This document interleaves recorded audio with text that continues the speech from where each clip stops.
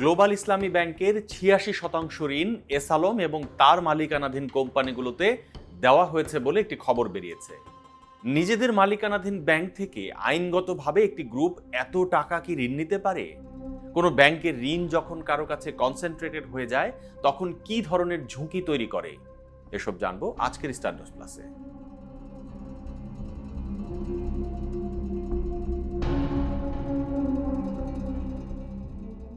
গত জুন মাস পর্যন্ত এসালমের মালিকানাধীন গ্লোবাল ইসলামী ব্যাংকের মোট ঋণের পরিমাণ ছিল প্রায় ১৪,০০০ কোটি টাকা।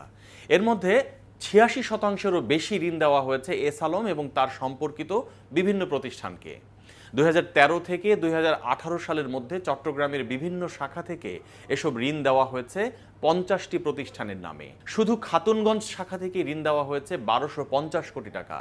এই ব্যাংকটি ২০১৩ সালে যাত্রা শুরুর পর থেকেই দুর্নীতির গ্যাড়াকলে পড়তে শুরু করে। ২০১৫ সালে এই ব্যাংকের ব্যবস্থাপনা পরিচালক হিসেবে দায়িত্ব পান এসালমের ঘনিষ্ঠ এবং বিভিন্ন এনবিএফআই থেকে টাকা পাচার করে ধরা খাওয়া পিকে হালদার। কাগজে কলমে এই ব্যাংকের খেলাপি ঋণের পরিমাণ ৩২৭ কোটি টাকা, যা মোট ঋণের ২.৩৬%। তবে ব্যাংক সূত্রে জানা গেছে প্রকৃত খেলাপি ঋণের হার আরও অনেক বেশি।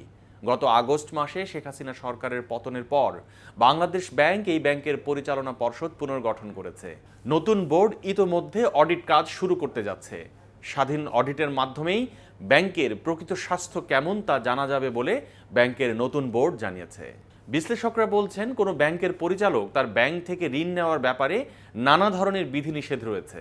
তাছাড়া ব্যাংক থেকে একটি কোম্পানিকে ঋণ দেওয়ারও একটি নির্দিষ্ট সীমা রয়েছে। তাই এসালম এই ব্যাংক থেকে ঋণ নেওয়ার ক্ষেত্রে বিভিন্ন কোম্পানির নাম ব্যবহার করেছেন। পাশাপাশি ঋণ নেওয়ার ক্ষেত্রে এমন সব কোম্পানির নাম তিনি ব্যবহার করেছেন যেখানে তার সংশ্লিষ্টতা রয়েছে কিন্তু তার তথ্য না ঘেঁটে বের করা কঠিন। গ্লোবাল ইসলামী ব্যাংক থেকে যেসব প্রতিষ্ঠানের নামে ঋণ দেওয়া হয়েছে তাদের মধ্যে রয়েছে Green Expose Traders, Epic Traders, Momentum BG Centre, Moni Trade International, Masum Trading House, Hossain Traders এবং চৌধুরী অ্যান্ড হোসাইন ট্রেড সহ প্রায় অর্ধশত ট্রেডিং কোম্পানি।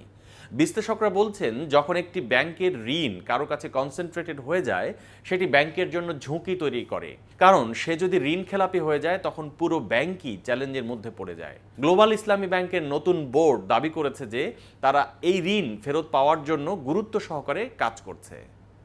এসালম চট্টগ্রাম ভিত্তিক একটি স্বনামধন্য ব্যবসা প্রতিষ্ঠান, যেটি ২০১৭ সালে ইসলামী ব্যাংক এবং সোশ্যাল ইসলামী ব্যাংক দখলের মধ্য দিয়ে ব্যাপক আলোচনায় আসে। শেষ পর্যন্ত এসালম অন্তত ৬টি ব্যাংকের পূর্ণ দখল নিয়েছিলেন।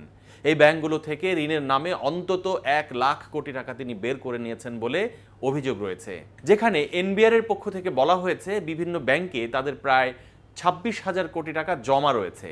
এদিকে গত বছর ডেইলি স্টারে একটি প্রতিবেদন করা হয় যে এসালম সিঙ্গাপুরে প্রায় $১ বিলিয়ন পাচার করেছেন। এরই মধ্যে সরকার পতনের পর এই ব্যাংকগুলোতে বোর্ড গঠন করা হয়েছে।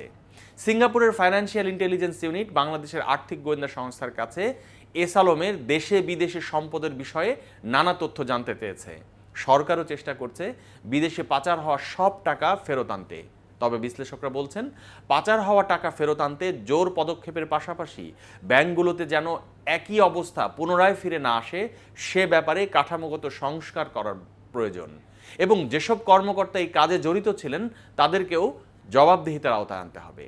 ডেইলি স্টার আপডেটেড নিউজ এবং ভিডিও পেতে আমাদের ইউটিউব চ্যানেলটি সাবস্ক্রাইব করুন, ফেসবুকে লাইক দিন, কমেন্ট করুন, শেয়ার করুন। সুস্থ থাকুন, ডেইলি স্টার সঙ্গেই থাকুন।